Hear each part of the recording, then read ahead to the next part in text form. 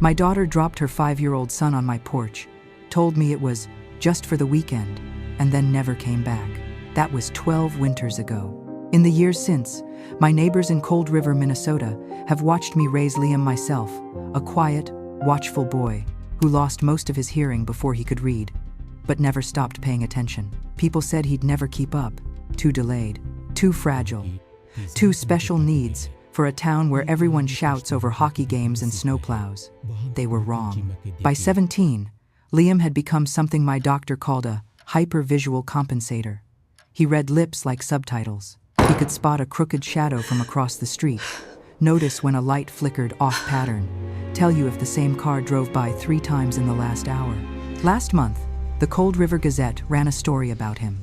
"Local teen with hearing loss sees what others miss," the headline read. They printed a big photo of him standing by the lake, hands in his jacket pockets, curls sticking out from under his beanie, eyes narrowed at some point only he could see. A regional nonprofit that supports deaf and hard-of-hearing teens gave him a grant and a small stipend to help teach younger kids lip reading and visual safety skills. People at the grocery store would stop me and say, "You must be so proud, Mrs. Strickland." I always answered the same way. I am. More than you know. 2 weeks after the article came out, my doorbell rang. It was a Tuesday afternoon, just after 3. The snowplow had gone by an hour earlier, leaving gray ridges at the end of my driveway. The kettle was humming on the stove. Liam was in the back room, doing homework with his closed captioning turned on. I opened the door and saw a woman in a camel-colored coat and high-heeled boots, brown hair blown out and perfect despite the cold. Next to her stood a man in a dark suit with a leather briefcase and the tired eyes of someone who billed by the hour. The woman smiled. The smile stopped at her teeth. "Hi, Mom."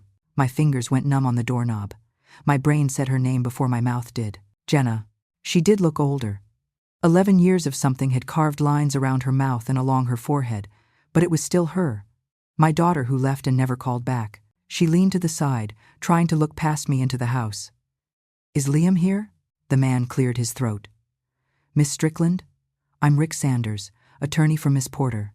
His voice was polite, in that rehearsed way lawyers have. "We're here to speak with you about Liam's situation, specifically custody and financial guardianship." My stomach dropped straight through my winter socks. "His what?" Jenna's eyes went soft and wet, in a way I didn't recognize. "We just want to talk, Mom, about what's best for my son. Especially now that there's money involved. He needs guidance." Behind me, a floorboard creaked. Liam stood at the end of the hallway, hoodie sleeves pushed up, hair a little too long, earbuds out. He couldn't hear much without his aids turned on, but his eyes were sharp. He looked at Jenna like he'd look at a broken streetlight, steady, assessing, no visible emotion. I wanted to slam the door. Instead, I heard my own voice say, "Come in."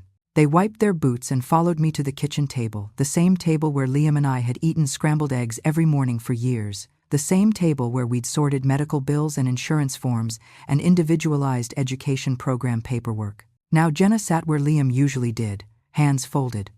Sanders opened his briefcase and slid out a neat stack of folders, thick with paper and stamped seals. "Miss Strickland," he began, "my client has maintained legal parental rights over Liam. She has documentation of continued involvement and financial support over the past 12 years. Given his minor status and recent financial opportunities, she wishes to formalize custody and assume financial guardianship of his accounts and grant funds until he reaches majority." I stared at the papers. There were copies of alleged money transfers, typed logs of video calls, photos of Jenna sitting beside a little boy with brown curls. None of those scenes had ever happened in my kitchen. "That's a lie," I said. My voice shook. "She dropped him here and disappeared. She hasn't sent a single card, not $1. Sanders didn't flinch. "The court won't care what you feel, ma'am. They'll care what they see on paper. These records have been notarized and filed in Hennepin County." He tapped a gold seal. "Unless you can prove they're fraudulent, a judge will likely recognize her rights as Liam's parent and grant her control of his finances." My hands gripped the edge of the table so hard my knuckles hurt. "Liam," I said, turning to him. "Kid, He rested his notebook on the table and wrote quickly, then turned it so I could read. "Get a lawyer. Then let her talk." I looked up at him. "What?" He tapped the sentence again and met my eyes. This time, his gaze wasn't flat. It was focused. Intent. Let her talk. My name is Helen Strickland.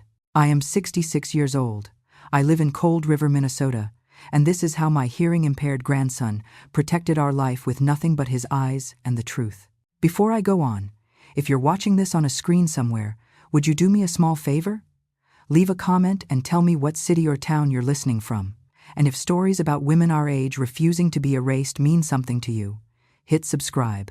We're building a place where people in their 50s, 60s, 70s, and beyond remember the story is not over. All right, back to the beginning. It was November of 2010, the first time Jenna brought Liam to my door just for the weekend. He was 5 then, small for his age, with a mop of dark curls that seemed too big for his narrow shoulders. He wore a faded dinosaur hoodie and clutched a little plastic truck in one hand. Jenna had one overnight bag over her shoulder and a phone in her other hand, car still running at the curb. "Just till Sunday," she said, already sounding out of breath. "I need a break, Mom. I can't." She cut herself off, glancing over her shoulder like she was late for a flight. "I'll call you, I promise." "Jenna," I said, lowering my voice. "What's going on? We talked about getting him evaluated. You said—" "I said I'll call." She reached down, touched Liam's hair once, more of a pat than a caress. "Sweetheart, you're staying with Grandma for a couple days, okay? Be good." He didn't respond. His eyes stayed locked on the slats of the porch. His lips moved in a tiny, repetitive way, like he was whispering to himself, but there was no sound. "Jenna, at least come in. Tell him goodbye. Sit with—" "I can't." Her eyes skipped past mine. "I'll call Sunday." She was halfway back to the car before I could say another word. The tail lights vanished into the sleet. I stood there with Liam on the porch in a backpack that felt too light for a weekend stay. "Hey, kid," I said softly. "You want to come inside? It's cold out here." He didn't look at me. His gaze stayed glued to the top step. His body rocked, heel to toe, heel to toe. His mouth moved, but again, nothing came out. When a truck drove by at the end of the street, he flinched and pressed his hands harder over his ears. I opened the door wide and waited.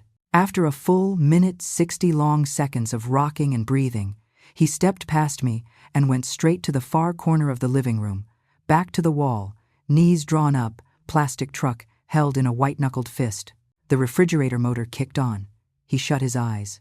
The next 2 days were proof that 35 years as an elementary school teacher did not mean I knew how to live with a child who couldn't hear most of what I said. I burned a frozen pizza and tried to offer him a slice. He turned away so sharply his chair scraped the floor, and he covered his ears again, as if the sound of the plate sliding was too much. I made mac and cheese. He pushed the bowl toward the center of the table with the gentlest little nudge and fixed his eyes on the wall. "What do you like, kid?" I asked, not expecting an answer. He stared at my lips, frowned, and looked away. I tried to show him the guest room blue quilt, stuffed bear, night light plugged into the wall like my other grandkids had always liked. The light bothered him. He pushed it out of the socket. When I tried to tuck the blanket around him, he jerked and let out a sound, not a cry, exactly, but a strained noise of distress, so raw, it made me step back. "All right," I said quietly. "No blanket, no light. We'll figure it out." He didn't sleep. I could tell from the thin glow under the door and the soft shifting sounds of his feet. I didn't sleep either. I lay in my bed and stared at the crack in the ceiling, listening to the house breathe. Saturday morning, I called Jenna. Straight to voicemail. "Jenna, honey, call me back. I need to know what Liam eats, what his routine is. He's struggling." I tried to keep the accusation out of my voice. "Just call me." No call. Saturday night. Sunday morning. Sunday night. No call. By Thursday, I was in Dr. Bergman's office, Liam perched stiffly on the exam table, watching the doctor's mouth without reacting to any of the little tests. After a full evaluation and a hearing test that made my own ears ring with empathy, Dr. Bergman sat across from me with a stack of forms. "Mrs. Strickland," he said gently, "Liam has a significant hearing loss. He's not completely deaf, but he's going to miss a lot of speech without aids and training. It also looks like he's developed some communication and sensory issues from trying to cope without proper support." "What happens now?" I asked. "His mother is supposed to be working on this." The doctor glanced at Liam, then back at me. Well, you're the one sitting here. So right now, you're the one responsible for getting him the services he needs. That night, I called Jenna again. It rang twice, then went to voicemail. I tried one more time on Christmas Eve. The tree lights were on. I'd made sugar cookies, like I always did, hoping maybe the smell would comfort him even if he wouldn't eat. On the third ring, she answered. Jenna, I said, relief flooding me so fast I had to grab the counter. Thank God. When are you coming to get him? He needs you. I need to know what your plan is. I can't do this, she said. Her voice sounded hollow, far away. What? I can't do this. There was a clatter on her end, like dishes hitting a sink. He's yours now, Mom. Jenna, no. You don't get to just. The line went dead. I called back. Voicemail. Again. Voicemail. Smoke curled up from the oven. I'd forgotten the cookies. I turned off the heat, pulled the pan out, and sank to the kitchen floor with my back against the cabinet. Pan of blackened cookies cooling at my feet, phone on the tile beside me. I don't know how long I sat there. Long enough that my knees ached and the hum of the refrigerator felt like a roar. A shadow fell across the doorway. I looked up. Liam stood there, small body outlined by the hallway light. He stared at my face, not my mouth, just my eyes. For the first time since he'd arrived, he held my gaze longer than a heartbeat. After a moment, he walked to the counter, reached for the ivory ceramic mug I kept for tea plain, with a little chip on the handle. He carried it over with both hands and set it on the floor beside me. Then he turned and went back to the living room. I picked up the mug. The gesture said more than any words could have. All right, kid, I thought, wiping my eyes with the back of my hand. You and me then. The years after that didn't blur. Not exactly. They lined up in my mind like the plow ridges outside my driveway, hard, uneven, but clear. I learned that Liam needed the same breakfast every morning. Scrambled eggs, toast cut from corner to corner, nothing touching on the plate. If the eggs were a little too brown one morning, he'd stop eating halfway through and go quiet for the rest of the day. I learned that if the overhead light in the hallway flickered, he'd freeze, shoulders tightening, eyes darting. I changed it to a softer lamp. I learned quickly that sitting where he could see my face mattered more than anything I said. I enrolled in a basic American Sign Language class at the community center. After work, I'd sit with sore hands and practice the alphabet over and over so I could at least fingerspell his name without looking at a cheat sheet. We built a routine. Same walk along the path that circled Itasca Lake at 3 in the afternoon when the light hit the water just so. Same route to the grocery store, down Maple, right on 2nd, left at the gas station with the broken O in open. Same TV show at 7 with closed captions and the volume low. When the routine held, he was okay. Not joyful, necessarily, but calm. On days I had a hard time nights, I sat at the kitchen table with unpaid bills, or afternoons when a call from the school made my hands shake, Liam would watch me. If my shoulders slumped for too long, or I put my head in my hands, he'd disappear into the living room and come back with that same ivory mug. He'd set it next to me on the table, or press the handle into my fingers. Not filled, just there. I started keeping a tea bag inside, dry, like some odd little talisman. My grandson might not hear my sighs, but he saw them. When Liam was 7, he fell in love with notebooks, not with the smell of new paper or the thrill of writing stories, the way some kids do. He loved the way lines divided space. He'd sit at the kitchen table for an hour at a time, head bent over those cheap spiral notebooks from Target, pressing his pencil into the page. At first it was simple marks, short strokes, circles, hash lines. "What's that, kid?" I asked once, leaning over his shoulder. He tapped his ear, then shook his head and pointed to his eyes, then to the page. "Tracking," he said, voice soft but precise. His speech therapist had been working with him on single words. "Tracking what?" He flipped to the previous page. There were little sketches of our street, 2-story houses, the shape of my maple tree, the angle of the telephone pole shadow at different times of day. He'd marked dates in the margins, in his careful block letters.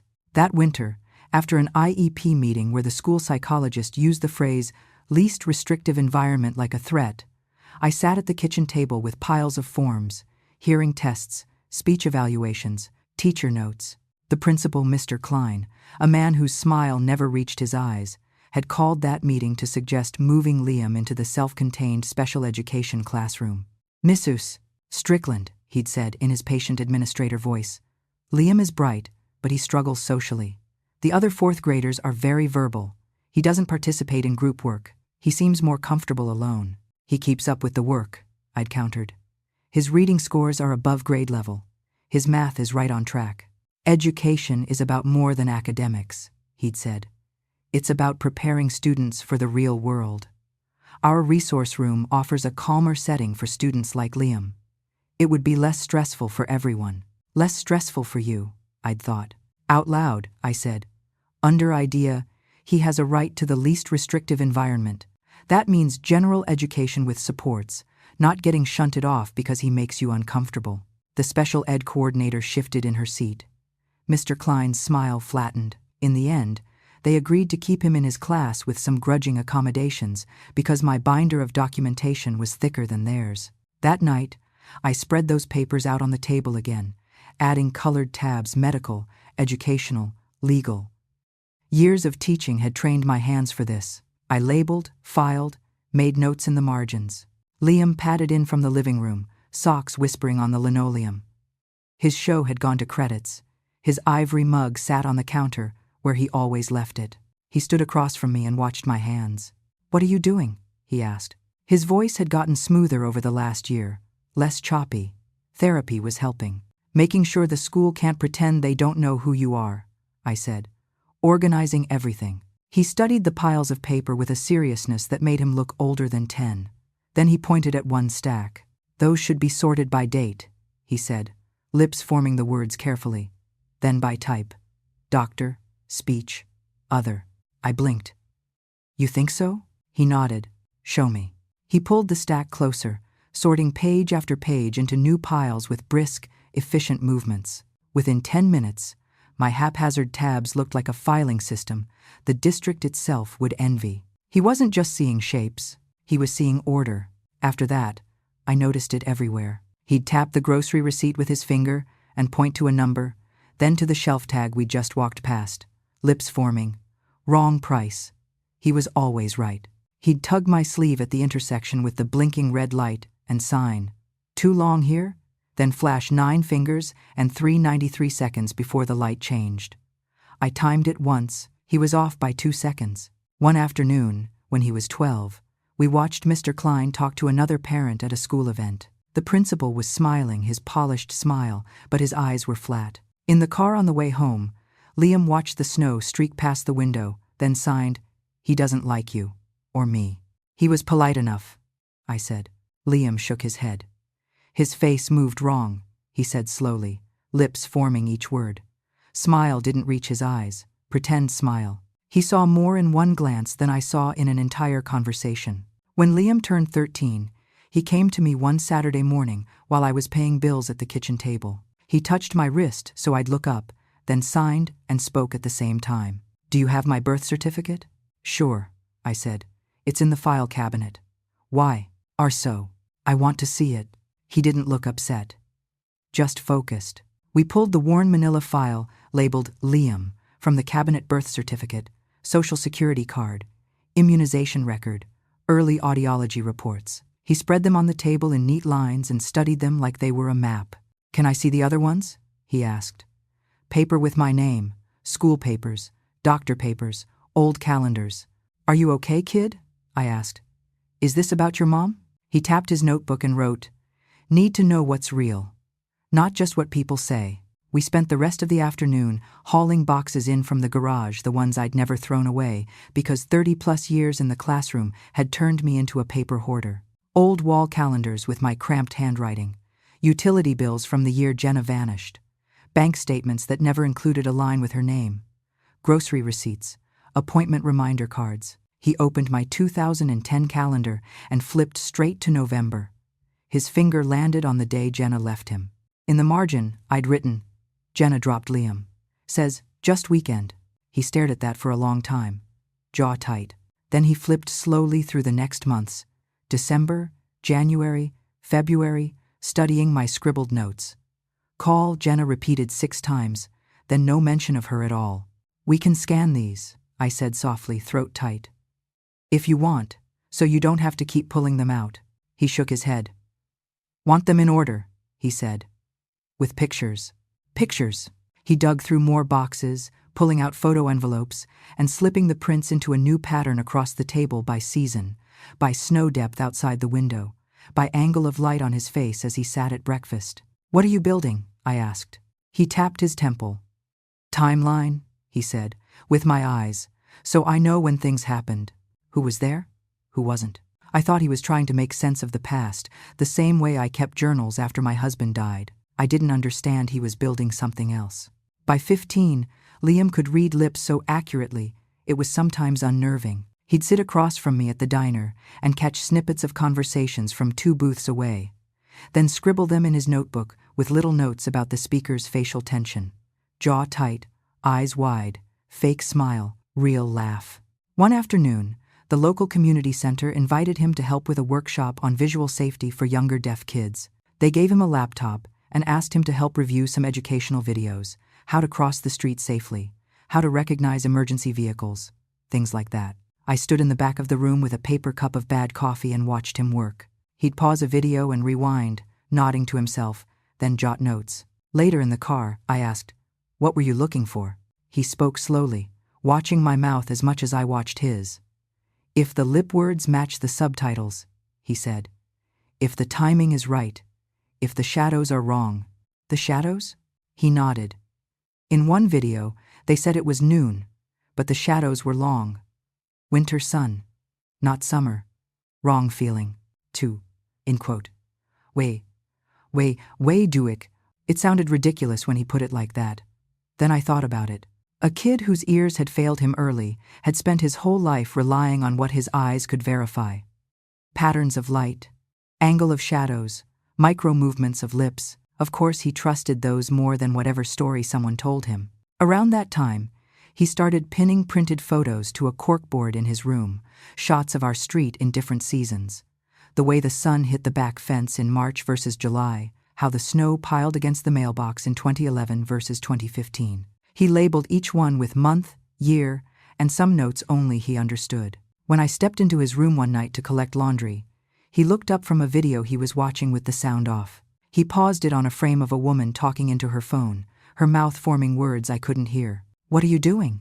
I asked. He rewound, watched the woman say the same sentence again. She says, "I'm in Chicago with my son," he said, "but the palm trees in the window say Florida. And the light says morning, but the timestamp says night. Doesn't match." He looked over at me. "People lie," he said quietly. "Light and lips don't. Not as much." It sent a small chill down my spine. The Cold River Gazette called in early fall, the year Liam turned 17. "We're doing a piece on local teens with unique skills," the reporter said over the phone. "We heard about Liam from the director at the Deaf and Hard of Hearing Center. We'd love to feature him." My first instinct was to say no. I'd spent years trying to give him a life that wasn't defined by pity or gawking. The idea of his face in the paper made my stomach twist. But Liam listened to the reporter's explanation, watching her lips carefully over Zoom. When she asked if he'd be willing to answer some questions about how he saw the world, he nodded. The photographer met us by the lake on an overcast Sunday. Liam stood where she told him to, hands in his jacket pockets, looking past the camera instead of at it. "Can you look right at me?" she asked. He did, briefly. Then his gaze drifted again to the far edge of the shoreline, where the ice hadn't fully formed. Later, the article described him as a quiet, observant 17-year-old with a remarkable ability to read lips and visual cues. They mentioned his work at the center, how he was helping younger kids learn to navigate a world that rarely slowed down for them. They mentioned his visual memory, how he could recall exactly which classroom door had the chipped paint, which neighbor had changed their porch light bulb. The nonprofit mailed him a certificate and a small grant, enough to cover some equipment for the center and a modest monthly stipend for his time. Neighbors stopped us outside the grocery store to say congratulations. "You're like a human lie detector," one man said, trying to joke. Liam smiled politely, but his jaw was tight. After the article ran, I noticed something different. He wasn't excited. He didn't ask to frame the newspaper or talk about what he might do next. He watched the mail more closely. He stared out the window longer. Sometimes I caught him sitting at the table with his ivory mug in his hands, not drinking, just turning it slowly, eyes distant. "Are you okay, kid?" I asked one night. He nodded, but something in the set of his shoulders said he was waiting for something. I didn't know what. I found out on that Tuesday when Jenna rang my doorbell. After Sanders and Jenna left my kitchen that first day, my hands shook so badly I could barely dial. I called a woman named Mary Ellis, recommended by a friend at church whose sister had gone through a nasty custody dispute. Mary had been practicing family law for over 20 years. She came to my house 3 days later. I'd pulled out every binder from my closet school records, therapy notes, audiology reports, receipts from the Deaf Center's fundraising events, letters from teachers, stacks of proof that I'd been the one taking Liam to appointments, sitting through IEP meetings, fighting over accommodations. Mary sat at the table with her glasses sliding down her nose, reading through the folders Jenna's lawyer had left us, visit logs, video call summaries, money orders, and making small notes with her pen. Liam sat at the far end of the table, notebook open, pen in hand, watching her mouth. When she finished the last page, Mary took off her glasses and rubbed the bridge of her nose. "Miss Strickland," she said carefully, "if I didn't know anything else, and I saw just these papers, I'd believe Jenna. My chest hurt. But they're fake. I believe you." Mary's voice stayed calm. "But courts care about what they can verify. On paper, it looks like Jenna has been sending money and checking in from a distance while you provide day-to-day care. There's nothing formal terminating her parental rights. You never petitioned for full guardianship?" No. I swallowed. "I thought," she said. "He's yours now." "I thought that counted. In the eyes of Minnesota law, it doesn't." Mary sighed. "She's still his legal mother. Without a court order changing that, her attorney can argue she's simply stepping back into an active role now that circumstances have improved. She abandoned him." I whispered. "I don't disagree. But I have to tell you the truth." Mary glanced at Liam, then back at me. "If we can't show these records are fraudulent, the judge may very well grant Jenna financial guardianship until Liam turns 18. "How long?" "Until the hearing?" I asked. "Depositions first. Then discovery. Then a hearing. A few weeks, maybe more. We'll move as fast as we can." After she left, I sat at the table and cried so hard I gave myself a headache. "We're going to lose you," I whispered into my hands. "After all these years, we're going to lose everything." The chair across from me scraped. Liam stood up. He didn't put his hands on my shoulders or say it would be okay. He just walked to his room and closed the door. For a moment, the old panic flared. "He's shutting down. He doesn't understand." Then I reminded myself.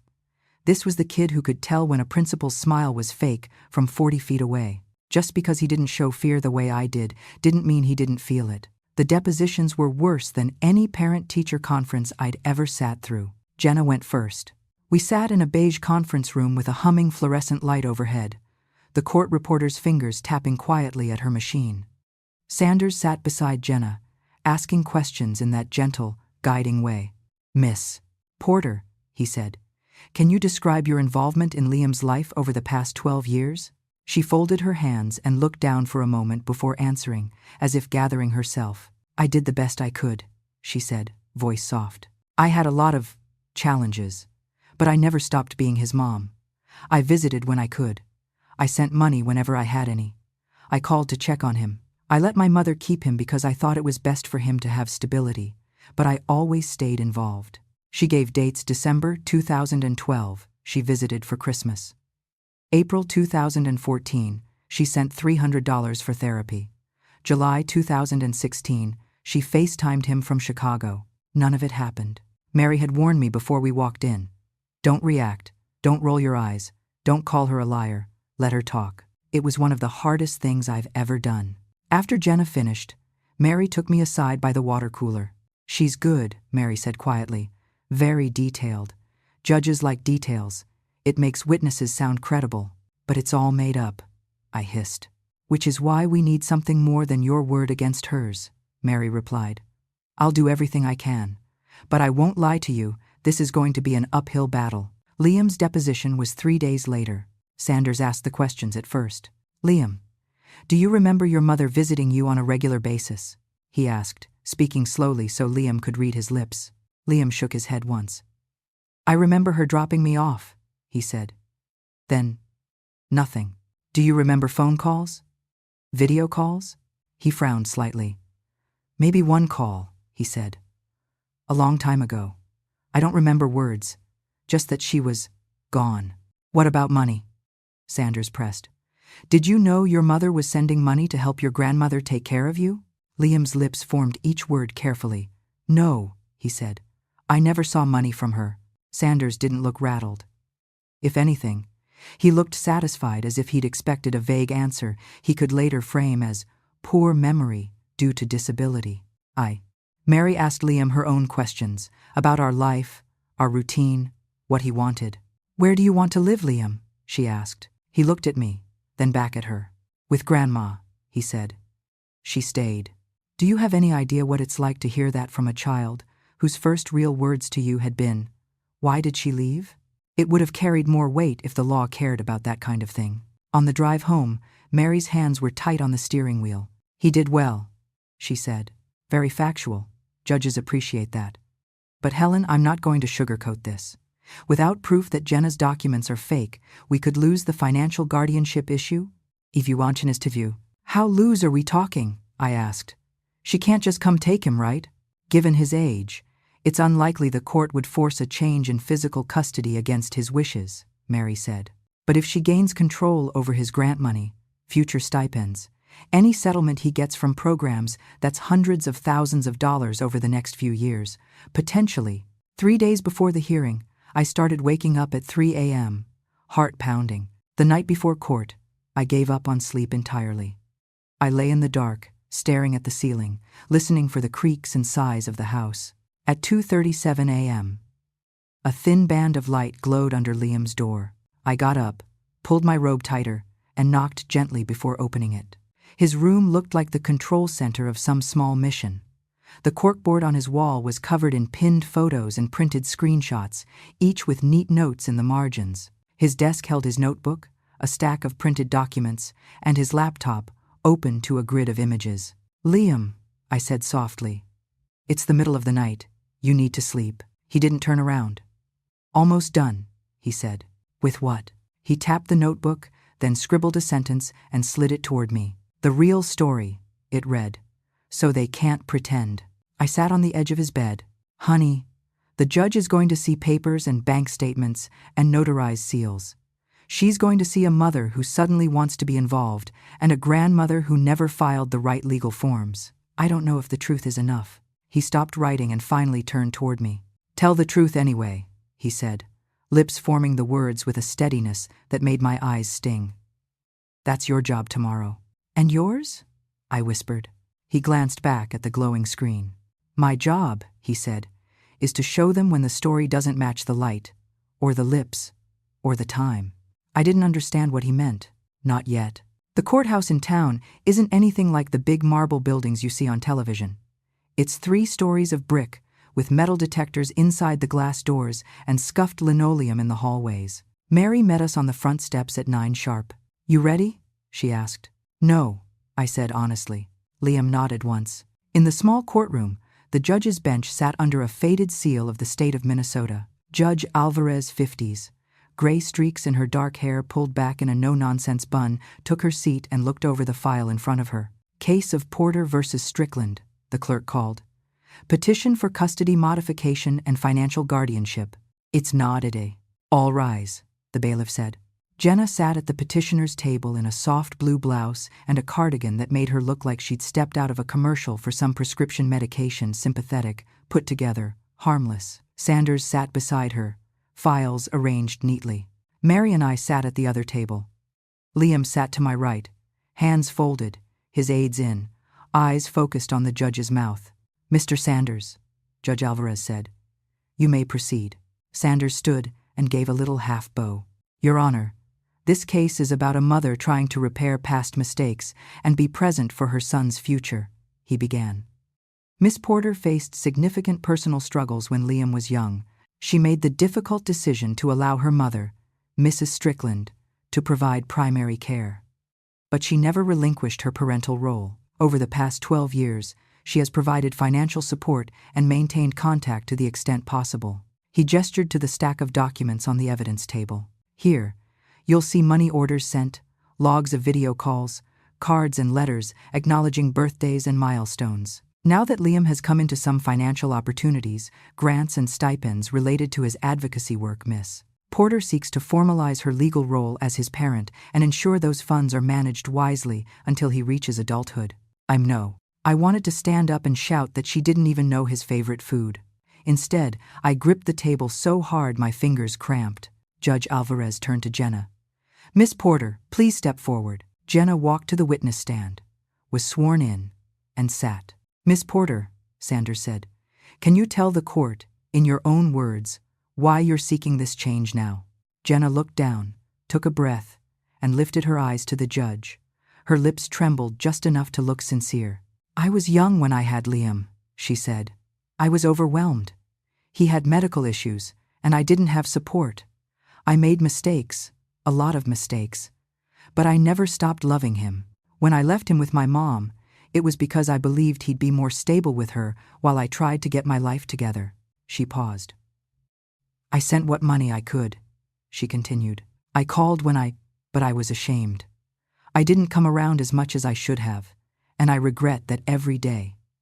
When I saw the article about him in the paper, I was proud, but I was also scared that big decisions would be made about his future without me, so I came back. I want to help manage his finances, make sure he isn't taken advantage of, and be the mother I should have been. She spoke calmly, with just enough catch in her voice to sound honest. Sanders led her through specific questions. Can you recall sending money in December 2013? Yes, she said. $300. I wrote for therapy on the money order. What about 2014? In April, $500. She mentioned FaceTime calls that never existed, visits on holidays she'd never attended, letters she had never mailed. On their own, each lie was infuriating. Together, they formed a story that sounded whole. When she stepped down, my heart was pounding so loudly I could barely hear. Miss Ellis, the judge said. Mary rose, brought our binders of school records, therapy notes, and medical appointments forward, and walked Judge Alvarez through years of proof that I'd been Liam's primary caregiver. The judge paged through them with a furrowed brow. These documents clearly show that Mrs. Strickland has done the day-to-day work, Judge Alvarez said, looking at me. You've done well by this boy. But I'm not seeing formal guardianship paperwork, no termination of parental rights. Mary nodded. That's correct, Your Honor. There was no court involvement when Miss Porter left Liam. Mrs. Strickland never imagined she'd need to defend herself against a claim like this over a decade later. Yes, well, the judge sighed. We can't retroactively fix that. The fact remains that Miss Porter is still Liam's legal parent on paper. The question is whether she has now stepped forward in good faith, or whether this is, as Miss Ellis suggests, primarily about money. I felt the room tilt. Jenna's shoulders relaxed a fraction. Sanders's mouth tightened in something like a victory smirk. Next to me, Liam hadn't moved. I leaned close and whispered, She's getting away with it. He kept his eyes on the judge's mouth. Let her talk, he whispered back. What? Let her say everything. Judge Alvarez glanced toward our table. Does the minor wish to be heard? She asked. The courtroom went very still. Mary looked at Liam. Do you want to speak, Liam? She asked quietly, enunciating. Liam nodded once. Yes, Your Honor. Come forward, Mr. Strickland, the judge said, using the name on his records. Stand where you can see me clearly. He picked up a handled canvas bag I hadn't noticed he'd brought, walked to the front, and stood where he had a straight line on the bench and the big monitor mounted on the wall. Can you hear me well enough? The judge asked. Yes, Your Honor, he said. Tell me what you want me to know, she said, in your own words. He swallowed once, then spoke slowly, clearly. Stories can lie, he said. Light doesn't. Shadows don't. Lips don't match fake audio very well. And timestamps aren't as flexible as people think. Sanders snorted softly. Your Honor, with respect, this is highly irregular. Sit down, Mr. Sanders, Judge Alvarez said without looking at him. Mr. Strickland, what are you asking to do? He lifted his canvas bag slightly. I want to show you the difference between what Miss Porter says, he said, glancing briefly at Jenna, and what actually happened. Proceed, the judge said. But be specific. He set the bag on the small table next to the witness stand and pulled out a worn binder and a thin laptop. Mary moved to help him connect the computer to the monitor so the whole courtroom could see. Your Honor, Sanders protested, this evidence has not been produced in discovery. We haven't had a chance to review. Mr. Sanders, the judge said, pinning him with a look. Your client's alleged logs and photos were filed only a few weeks ago. I'll allow the boy to respond. If it proves irrelevant, I'll disregard it. The screen behind Liam blinked to life, showing a photo Jenna had submitted, one of the pictures I'd seen in Sanders's file. It showed Jenna sitting on a couch, arm around a small boy watching a movie. A Christmas tree glowed in the background. This photo is labeled Christmas 2013, Cold River, Liam said. It's meant to show that Miss Porter visited me here that year. He tapped a key. The image zoomed in on the window behind the tree. In Minnesota in December, the sun sets before 5, he said. This photo shows late afternoon light. But the angle of the sun in this picture is too high for that time in December at our latitude. The tree's shadow on the wall is short, like summer. He tapped another key and brought up a second image, the same room, our living room, from a real photo I'd taken that Christmas. This is what our light looked like at 4:30 p.m. on Christmas Eve 2013. The shadows in our photo stretched long across the floor. In her photo, the shadows fall at a different angle, he continued. That's Florida winter sun, not Minnesota. I checked. How did you check, Mr. Strickland? The judge asked. I compared it to verified photos taken in Jacksonville the same month, he said, flicking to another set of images, public photos from some tourist site, time-stamped and geotagged, with nearly identical light. Sanders stood. Your Honor, this is speculative at best, to suggest my client traveled through multiple states based on a sunlight angle. I'm not done, Liam said, still calm. There's more. He rewound the image on the screen and zoomed in on the curtains behind Jenna in the Cold River photo. These curtains were part of a Coastal Breeze collection sold starting in 2018, he said. Here's the catalog. He tapped again, bringing up an advertisement from an online store. Miss Porter's photo is labeled 2013. The judge's eyebrows rose. Miss Porter? She said. Do you have anything to say about that? Jenna's face had gone a shade paler. Maybe I misremembered the year, she said, glancing helplessly at Sanders. That might have been later. But I did visit. We can check another one, Liam said, scrolling to a video Jenna had submitted of herself allegedly talking to him on a video call from Chicago in 2016. The screen froze on her face mid-sentence. This video is supposed to show my mom talking to me from Chicago, he said. The audio says, Hi, sweetheart. I'm here downtown. Can you see the Sears Tower behind me? He clicked again, and the video replayed with the sound on. The kind of high, slightly tinny audio you get from a cheap phone in a crowded place played through the speakers. If you watch her lips, Liam said, she's actually saying, Hi, babe. I'm almost at the hotel. Can you see the pool? He slowed the video, highlighting the shapes of her mouth.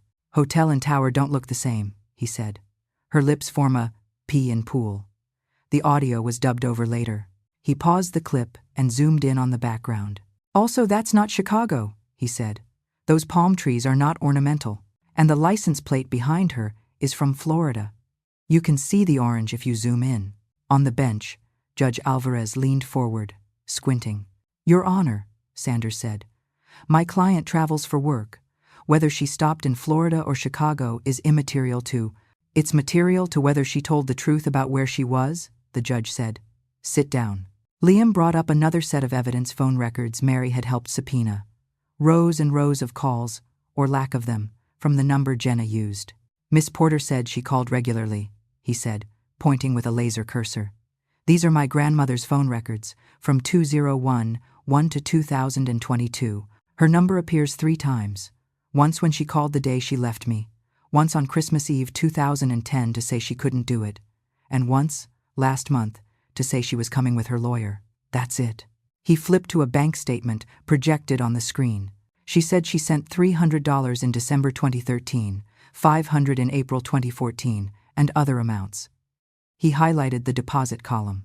There are no deposits from J. Porter or any money orders in those amounts on those dates, just my grandmother's teacher's pension and Social Security. If she sent money, it never cleared this account. He turned to face the judge fully.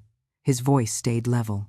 I've spent 12 years watching the way light falls through our kitchen window at 4 p.m. in December, he said. I know what our hallway looks like at dawn. I know what my grandmother's handwriting looks like on calendars. I pinned every photo we had to that corkboard and matched them to dates and times and weather records. He looked briefly at me, then back at the judge. Miss Porter's documents don't match reality, he said. They don't match the light. They don't match the shadows. They don't match her lips. They don't match the timestamps from phone companies or the bank. They're stories pasted over somebody else's pictures. Ivory too. The courtroom was so quiet you could hear the faint buzz of the exit sign. Judge Alvarez sat back. Miss Porter, she said slowly, would you care to explain how a curtain pattern sold beginning in 2018 appears in a photo labeled 2013? Or why your lips say one thing and the audio says another? Jenna swallowed. The confident sweetness drained from her face. Maybe I got confused, she stammered. I took a lot of videos. Rick? Sanders cleared his throat. Your Honor, smartphones can glitch. Timestamps can be. This isn't about a glitch, Mr. Sanders, the judge said sharply. This is about the integrity of your client's filings. She turned back to Liam. Who helped you prepare this, Mr. Strickland? She asked. He shook his head. No one, he said. Mary got the phone records and bank statements. Grandma kept the calendars and bills. I organized them. And you're confident in your interpretations? She asked. Yes, Your Honor, he said. Light doesn't lie as easily as people. Jenna made a choked noise. Miss Porter, Judge Alvarez said, did you falsify any of the documents or records filed with this court in support of your petition? Jenna's shoulders slumped. Look, I just wanted. That's not an answer, the judge said. Her tone had gone from cordial to cold. Did you or did you not knowingly misrepresent your involvement in your son's life? Tears spilled over Jenna's lashes. I thought if it looked like I'd tried, she said hoarsely. If I could prove I wasn't the monster everyone thinks, you'd let me back in. At the cost of your mother's credibility, the judge said, and your son's autonomy. She looked down at the file for a long moment, then back up. I've seen enough, she said. She could have taken a recess. She could have postponed a ruling. She didn't. Miss Porter's testimony is not credible in light of the discrepancies Mr. Strickland has pointed out and the independent records provided, the judge said, voice steady. Her petition for custody modification and financial guardianship is denied. Jenna sagged. Full legal and physical custody of Liam, as well as financial guardianship over his grant and related funds, is awarded to Mrs. Strickland, the judge continued. Furthermore, I am referring this matter to the county attorney's office for review of possible fraud upon the court and perjury. The bailiff's gavel rapped. Court is adjourned. Just like that. We stepped out into the cold October sunlight, the air sharp against my cheeks. For the first time in weeks, I felt like I could breathe all the way to the bottom of my lungs. Jenna didn't go to prison. The county attorney's office reviewed the case, weighed the cost of a full trial against everything else on their docket, and offered a plea deal. 2 years probation, a fine, and 300 hours of community service. The irony of where they assigned her for that community service still makes my chest ache when I think about it. 3 months after the hearing, I drove to the Regional Deaf and Hard of Hearing Center to drop off some donated books and games. Liam had a session there with a group of younger kids, teaching them to recognize visual safety cues. I signed in at the front desk and turned down the hallway toward the multipurpose room. Through the open door of one classroom, I saw Jenna sitting on a low rug with 3 children around her, each with small behind-the-ear hearing aids, each watching her mouth intently as she exaggerated sounds and signs for them. Boy, she mouthed, tapping her lips, and then the sign for the word. Her hair was pulled back in a plain ponytail. She wore a faded t-shirt with the center's logo and jeans. No heels, no cardigan, no makeup I could see. She looked older. She looked tired. One little girl reached out and touched Jenna's cheek. Jenna smiled a real, soft smile that showed in the creases around her eyes. For a second, she looked more like the child I'd once rocked to sleep than the woman who'd lied on the stand. The center director stepped into the hallway beside me, not noticing who I was. "That volunteer," she said quietly, nodding toward the classroom. "She's something. Comes in extra shifts, even when she's not scheduled. Says she's making up for lost time." She moved on, not waiting for a response. Jenna looked up, as if sensing eyes on her. Her gaze met mine through the doorway. We froze. She opened her mouth like she might say, "Mom," but no sound came out. I didn't step into the room. I didn't wave. I just held her eyes for one heartbeat, then turned and walked toward the other end of the hall, where Liam was guiding a group of teenage boys through a video exercise. Some things don't need words. 6 months after the hearing, life had settled into a new version of normal. Liam finished high school early, thanks to a combination of relentless work and teachers who finally stopped underestimating him. He took a part-time position at the center, helping design visual training modules. He also started doing something else. Victim advocates and public defenders began calling the house, asking if the boy from the Gazette article would be willing to look at videos, security camera footage, alleged confession recordings, social media posts to see if anything seemed off.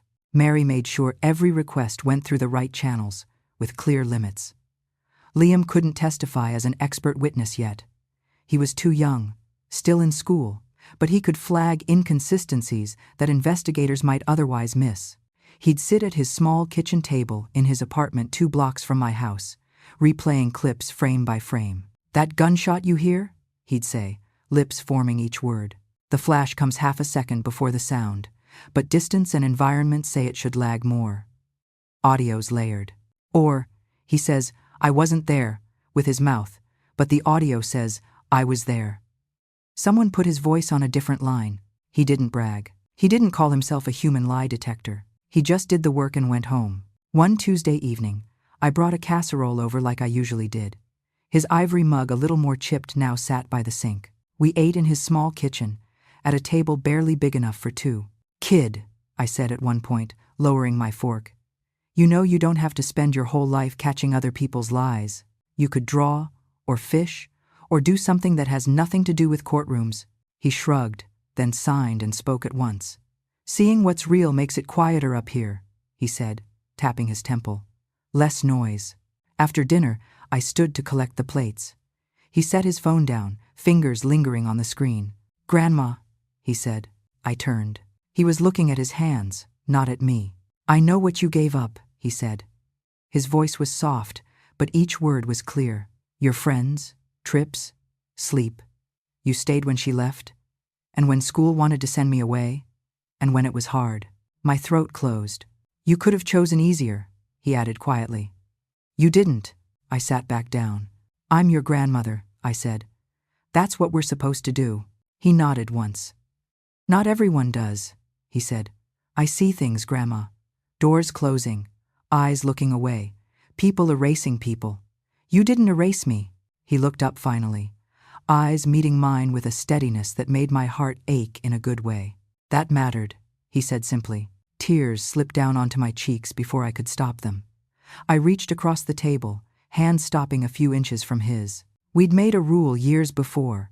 He chose when to be touched. He slid his hand the last inch until his fingers rested lightly on mine. We sat like that for a long moment, no TV, no background noise, just the hum of the refrigerator and the pulse of our own breaths. On my way home, I drove the same route I'd driven 1,000 times down Maple, past the high school, left at the gas station with the broken O.